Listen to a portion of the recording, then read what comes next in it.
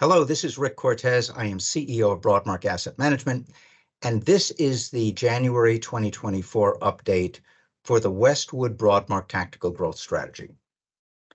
The three fundamental pillars of our investment process continue to lean negative. Valuations are elevated. Investor sentiment has become extremely optimistic, which is negative in our work, and monetary policy, while improving, has not turned the corner yet to positive mode. The good news is that the fourth pillar of our investment process, momentum, has improved in recent months. As a result, we have a modest net long position in our separately managed accounts. So, what's ahead for 2024? What's our outlook? There are three things that concern us most. Number one is the narrow leadership of the tech stocks.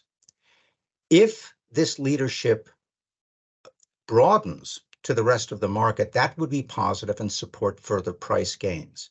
However, if this leadership stays narrow, that would be negative.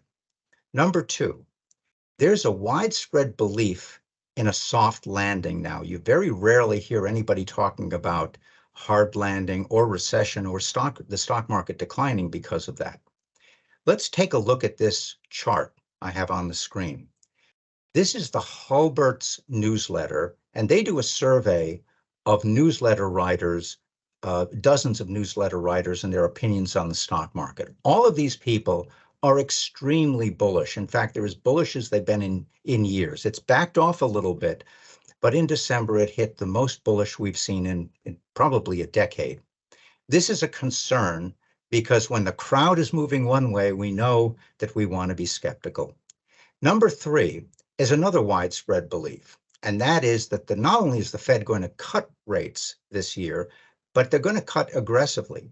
The futures markets are pricing in 6 and possibly 7 interest rate cuts this year. That's very aggressive. Why would the Fed do that? Well, obviously, inflation would come down to pretty low levels. But could these cuts be because the economy is declining and to bolster the economy to keep it out of recession? We don't know, but that's a potential concern. Well, as you well know, we don't predict markets. We adapt to the market environment, and we are risk managers. If the leadership of the market broadens, we will increase our exposure. However, in view of the negative fundamentals, we continue to believe that there's considerable risk in the market from current levels. So thank you for joining me. This is Rick Cortez. Please join us in February for the next update. Have a great day. Thank you.